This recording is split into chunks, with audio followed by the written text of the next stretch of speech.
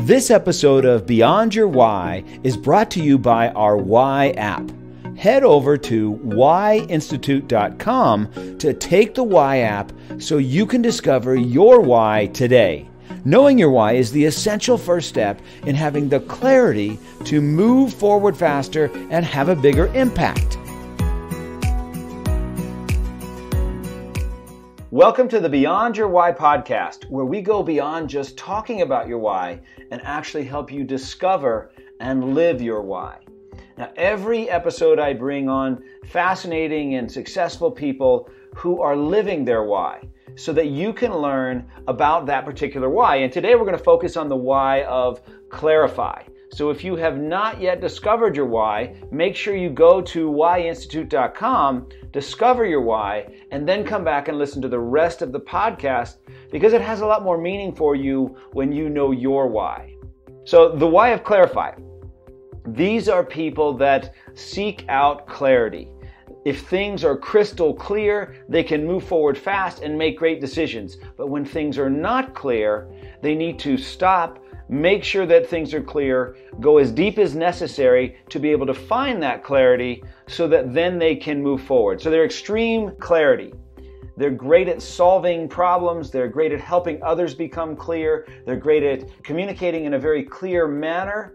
But when things aren't clear, that's when they struggle just a bit. So we're going to talk today to a gentleman. He got his law degree from the University of Georgetown. He no longer practices law because he's a successful business coach. He loves to work with CEOs and larger organizations, helping them get clear so they can make decisions and move forward faster.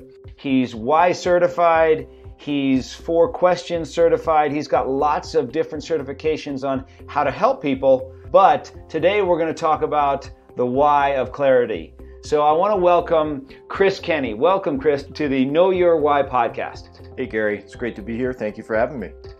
So tell everybody, we've been friends for quite a while now. How long ago did you discover your why?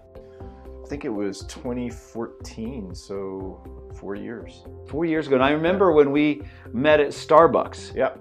To discover your why. Correct. And you were skeptical. Yep.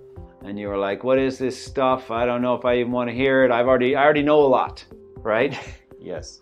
And so I thought I did. You thought you did. And what was that process like for you? So it was a great process for me. Your ability to kind of ask the right questions. This was before the Why app. Before the Why app, right? Yep. It was a whole different methodology for discovering your why. And you nailed it. But here was the funny thing, and maybe some of your listeners whose why happens to be Clarify may go through this same experience. You said in the intro, it's absolutely true that for a person who has this why, Clarify, when things are not clear, it's hard to move forward. And so I kept questioning. I think I've driven you nuts. I don't know how many times you and I have had conversations about what my why is. And because I kept thinking, well, isn't it this or isn't it that? But the reality of it is that this whole Clarify thing is essential for me. And it's funny because as you say, I think in your videos and certainly in the training we did, your why, as I've come to know it, is not only one of your great gifts to the world, it can also be, your biggest stumbling block, as you alluded to, right? So for me, getting clear on the fact that that clarity was my why was a challenge for me. Mm-hmm. But I'm very comfortable with it. Yes. And it does manifest itself sort of everywhere I go. Yeah.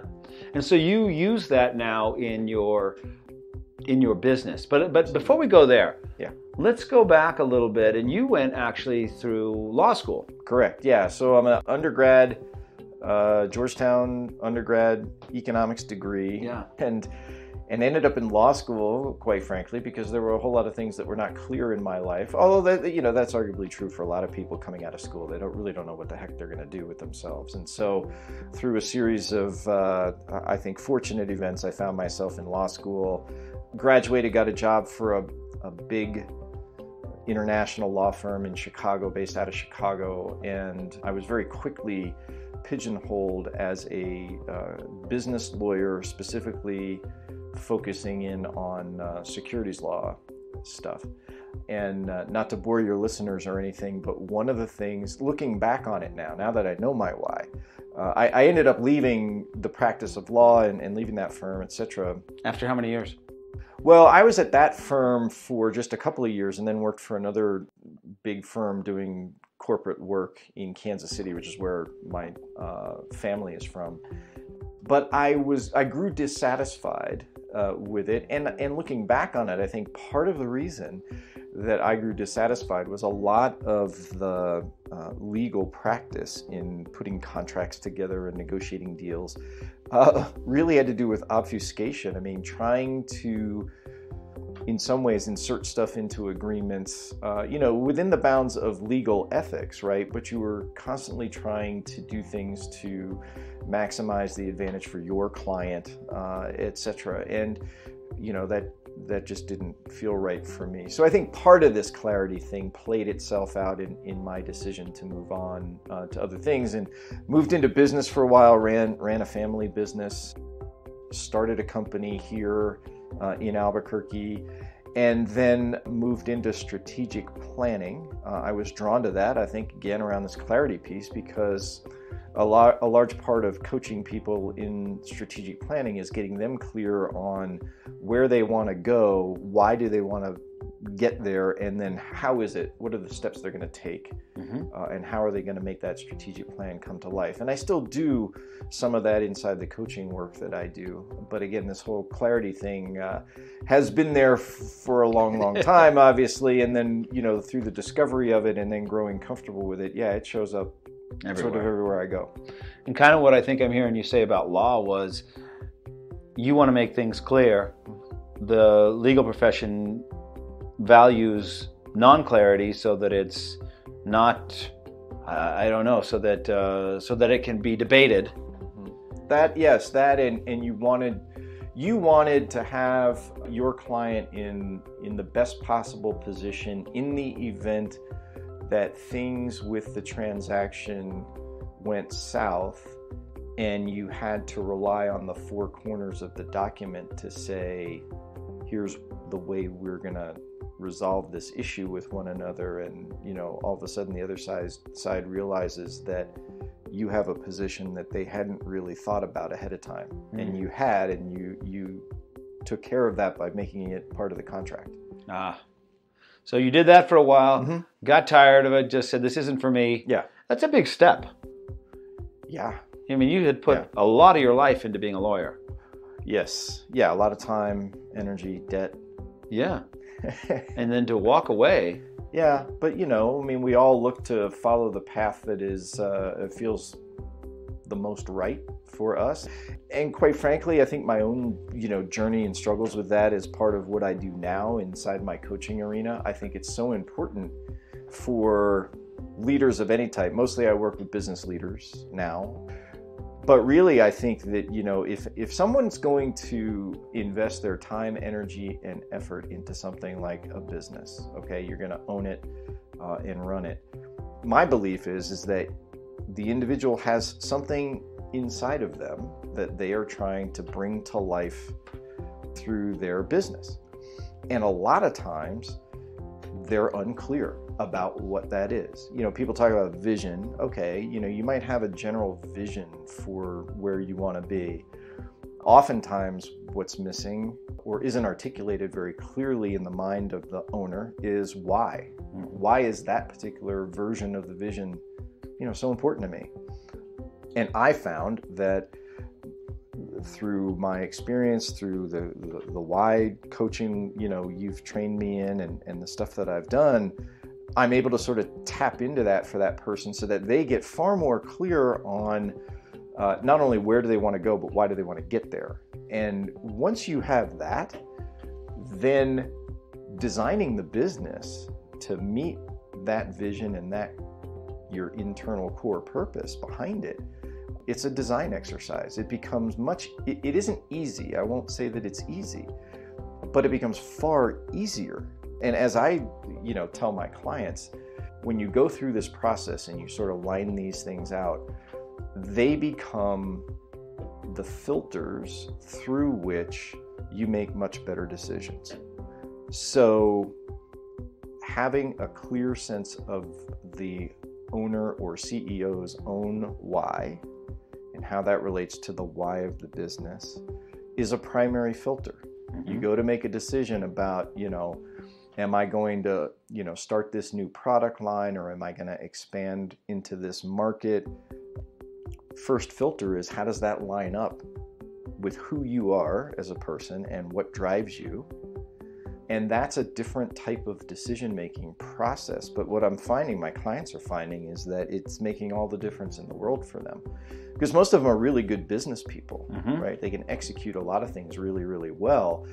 But it sort of reminds me in some ways of that story out of the 7 Habits of Highly Effective People that Covey tells about, climbing the ladder of success and realizing when you get to the top that it was leaning up against the wrong wall. And so the power that I find in knowing your why and in coaching my clients is making sure that they don't have that experience, that they, in fact, have that ladder leaning against the correct wall. So that's a challenge. I mean, that's a challenge for all of us.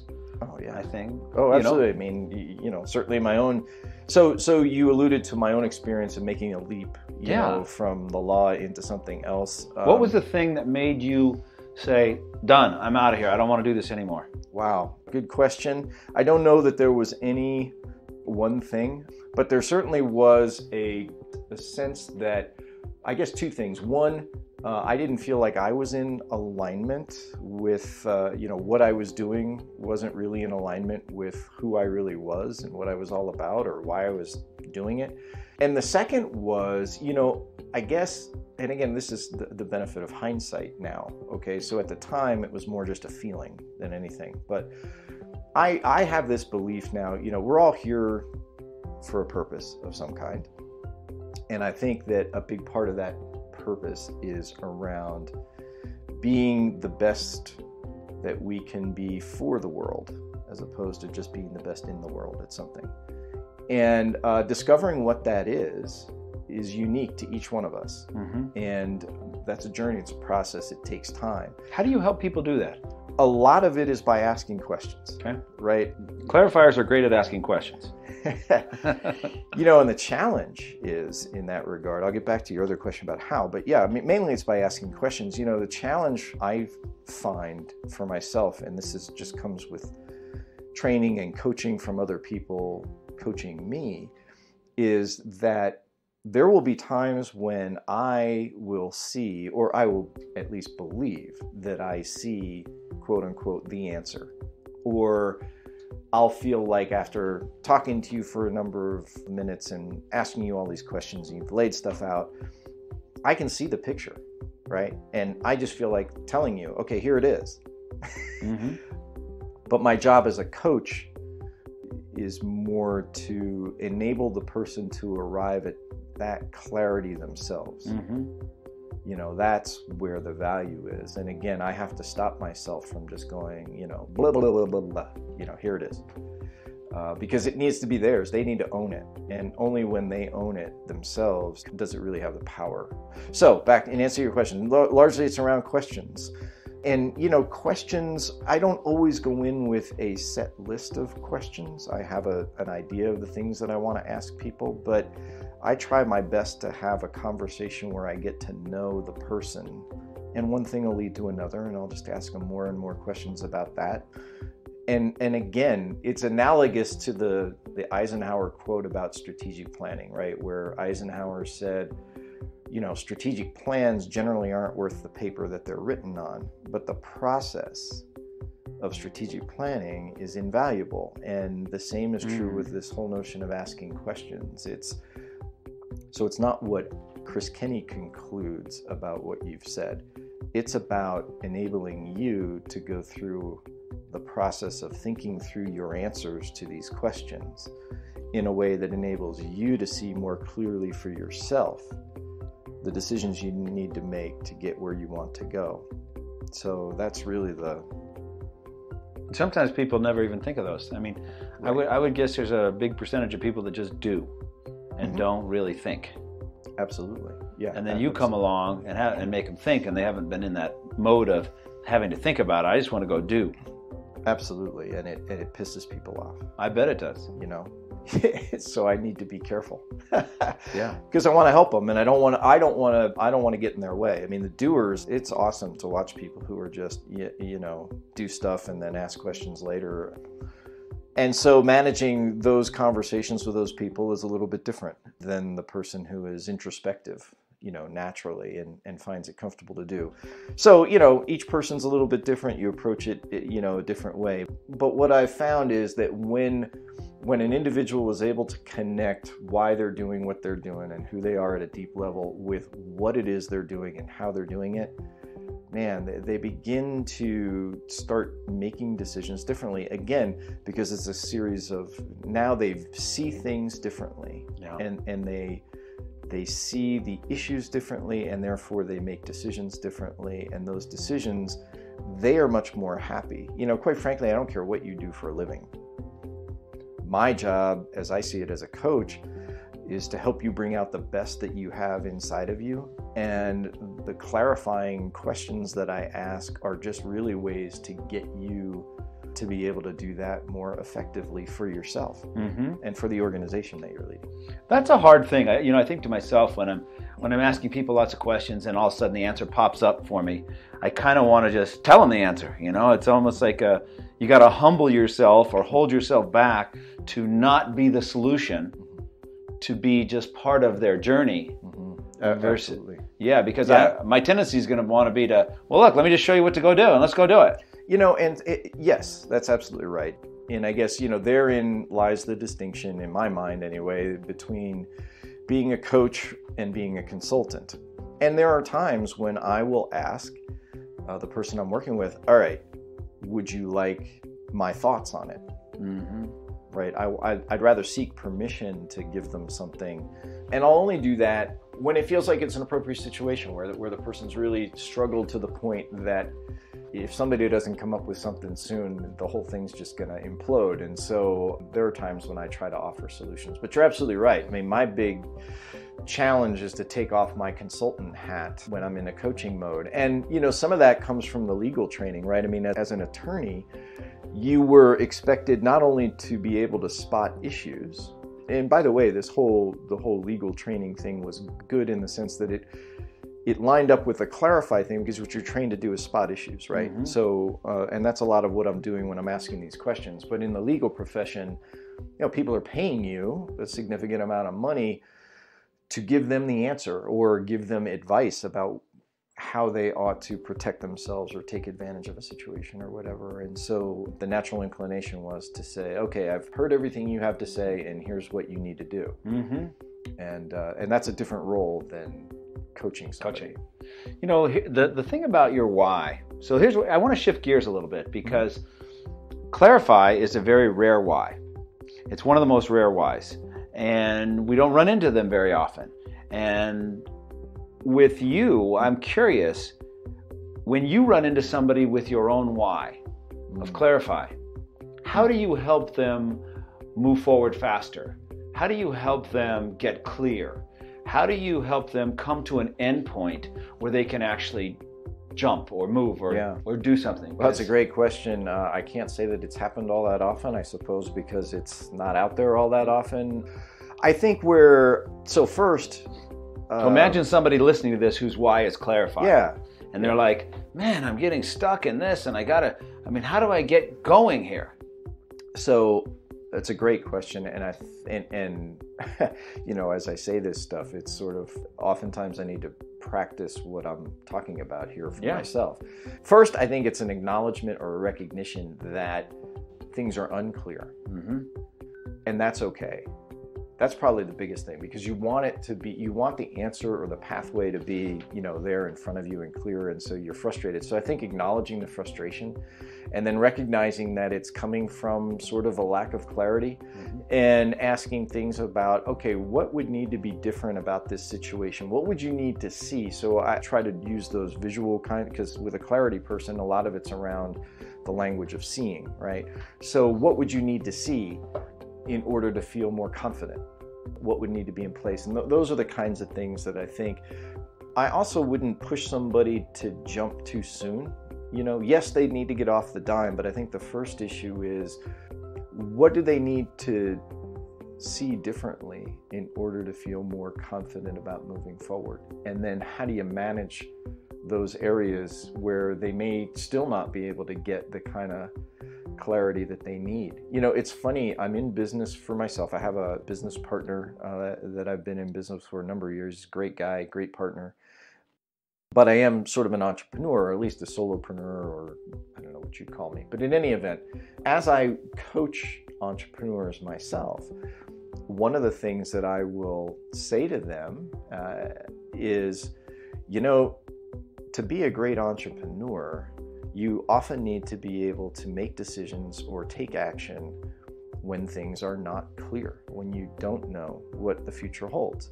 And so back to our point at the beginning of the podcast about how your why is your great strength, but can also be, an Achilles heel for you. For me, I may not make the best entrepreneur. Like, I don't know that I would be the best sort of Silicon Valley startup CEO guy because of so much uncertainty that's out there. Mm-hmm.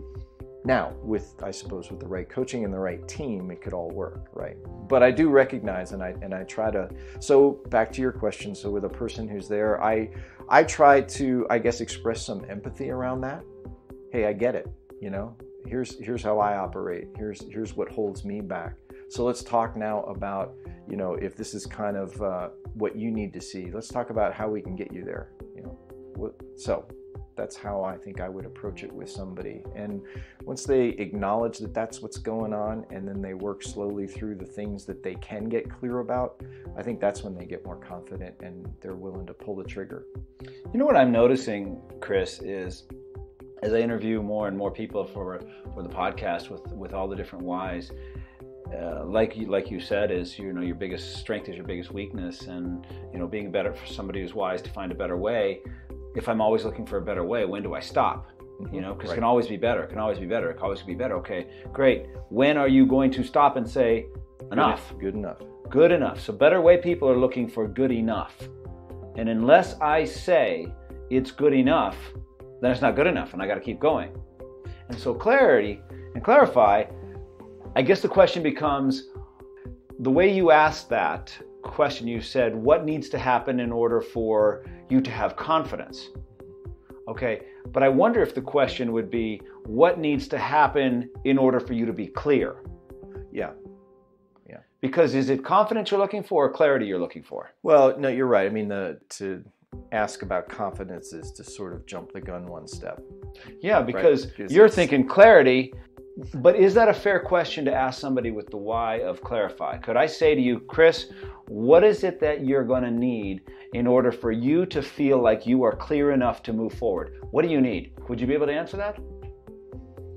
That's a good question. I guess it depends on the circumstance. In some cases, I think I could answer it. Perhaps a better question is to say, so let's take a step back for a minute and look at this situation. And so tell me, what is clear for you? What can you tell me is pretty clear for you? Mm-hmm. I got that there's a whole bunch of stuff that you're not clear about. Let's talk about the few things that you are clear on. Mm. And then I think perhaps that might lead to some other questions. And so I think questions I think would be around, could you see this situation from this perspective? And if you shifted your perspective on it, what would you see then? Mm-hmm. Because I think sometimes what happens with we clarifiers is that, we've got a set of lenses on, that we think is the way to view things. And it may not be. It may not be the most effective set of lenses to use. And so I think if I can get them to shift their perspective slightly, some things may become clear or clear in a different way that would at least give them enough momentum to get off the dime. What I'm finding is that everybody's better way people are great at helping other people find better ways, but it's hard for them to help themselves find a better way. Clarifying people are great at helping other people get clear, but it's really hard for them to make themselves clear. make sense people are great at helping other people make sense of their challenges, but they're not so good at helping themselves figure out their own challenges. Yeah, absolutely. And so where this kind of came to light for me is when I interviewed Jason Rogers, who was the two-time Olympic silver medalist in fencing, and his why is mastery. And I said, how have you been able to overcome the challenges that come with mastery so that you can focus on the good parts of mastery? And he said two ways. He said, number one, I need to have a time frame. If I don't have a time frame on when I have to make a decision, I could go on forever. That makes sense. And number two, I have to have a coach or a confidant or somebody that I trust, that I can bounce it off of, that I will accept their opinion as valuable. And then when he told me that, I was like, wow, that's kind of the same for me. Yep. And that's kind of I wonder if that's kind of the same for all of us. Absolutely. I think so. That was really powerful when he said that to me. I think so. And what's great about that observation, I really appreciate it, is I think that's what I do for my clients. Yes. Right? Regardless of what their why is. My little tagline is clear thinking, great decisions, exceptional results. Mm-hmm. So the clear thinking part isn't something I do for them. They do it for themselves, right? But I guess my gift is in being able to ask them the kinds of questions that they need to be asking and answering for themselves so that they get clear. Because I believe that once people are clear, they can make great decisions for themselves, for the organizations they lead. And then as a result of making great decisions, they get exceptional results. So yeah, I think, look, I'm a coach. I need a coach. Yeah. I think everybody does. You could take it into, whether it's in the business setting or, let's face it, in your significant other or your spouse, right? I mean, in what I've seen in healthy relationships is that's part of what goes on. Yeah. Because, I mean, we can all express a huge amount of confidence, but most of that is usually sort of ego-driven puffery, and we're trying to bring off this fact that we're so confident when in fact many of us have a lot of doubts and stuff. Sure. So having a coach so his observation with that is, I think, really right on. Yeah, he was brilliant, and as I keep playing that around, I see how valid that is. Mm-hmm. Really a coach is there to help you make a decision. Absolutely. And put a time frame on it so you have some accountability. And if you have that, man, you can be so much more effective. Yep. Without that, it's tough to flounder. Frankly, it's what good teachers do for their students. It's what good parents do for their kids. So it's what friends do for friends. It's what coaches who get paid do for their clients, I think. So why I'm kind of taking it in this direction is because, again, this is such a rare why, and I'm glad that we have you here to be able to talk about this, because it's a fascinating why for so many people. You happen to have it. You're a great example of it. And to get to know the struggles, every why has wonderful things about it, and every why has struggles. And sometimes the struggles of Clarify sometimes feel like they outweigh the benefits of it, because it's a slower process. Mm-hmm. And when you meet somebody with this why, you've got to understand that about where they're at. They're not going to move fast. They're not. So if you have someone on your team with the why of Clarify, don't put them in a place where you need to make a fast decision. Exactly. And that's huge. That is so critical to knowing your why and knowing the why on your team, right? I mean, a huge part of what I do in my business practice, the whole Jim Collins thing about getting the right people in the right seats, doing the right things, right? So right people on the bus is great, but you got to put them in the right seats. And to your point, I mean, understanding who you are and what the why is that drives you will certainly play a significant role in what seat you occupy on the bus. Yes. Something I want you to think about, and everybody to think about. If you were to rank the whys in order of what's most important to deal with first, who you'd like to help you first, I can't think of anything more important than being clear. Oh, it's the best why. Yeah. Yeah, of course it's the best why. But I mean, the process of getting clear has to be the beginning of it. If you don't even know where you are, how do you know where you're going to go? It doesn't matter where you're going because you don't even know where you're starting from. Correct. So you've got to first get clear, and there's no better person to help you do that than somebody whose why is clarified, because that's how they see the world. They're good advisors, and confidants and coaches. I mean, yes. Right? Because they'll listen to what you have to say. They'll see things a certain way, and if they're good at reflecting back to you and asking you good questions, they can help you get to that place. Mm-hmm. Again, the temptation that we have to avoid is to jump in too soon, thinking that we know what the other person has said or is trying to say or where they're trying to go before we've really gotten there. And secondly, even if that's the role we're being asked to do, it's far more beneficial for the individual themselves to come to their own realization of it all. Yeah. So. Well, listen, Chris, I am so happy that you were here to be on the podcast, because you've been an example and given so much information on this particular why, and that's valuable for everybody to know. If you've got somebody with your why in your life, you got to know this about them. Mm-hmm. You just flat have to know it, or you'll have challenges. Absolutely. So your wife is a saint? My wife is a saint. She, one quick funny story, I was on the phone with somebody. I was on a Bluetooth call in the car. Debbie was in the car next to me, and I actually was complaining about something. It was a service issue. And in any event, I probably explained to the service provider the reasons for my unhappiness 5 or 6 different ways, and hung up the telephone, and my wife turns to me and said, "Listen, Mr. Clarify, I think he got it after the second or maybe the third time you explained it. You didn't need to do it 6 times." So that's a challenge of living with a clarifier, I suppose, or working with one, yes. I suppose, is that because our big objective, I think, is to see the light bulb turn on over your head, and until we see that you get it, we'll keep coming back and trying to re-explain it. Yeah. And when you see people roll their eyes a little bit, it's time to stop talking and move on. So let's say I'm listening to this and I think, you know what, I'm lacking clarity. My business is lacking clarity. I need somebody to help me with that. Who would be your ideal client, and how could they get a hold of you? Oh, great. Thank you for asking.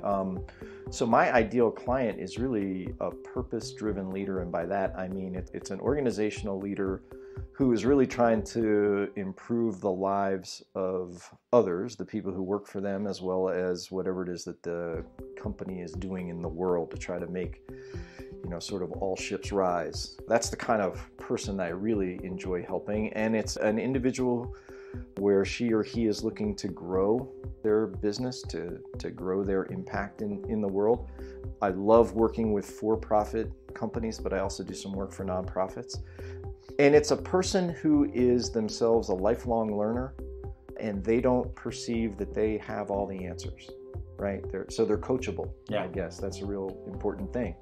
So the way to get a hold of me, my cell phone, I'm happy to give out. It's also my business number is 505-263-7067. The website is stargroupconsulting.com. And my email, you can go under the profiles and get my email address there. So. Excellent. Chris, thank you for being here. I enjoyed having you on the podcast. Thank you so much, Gary. Great to be here.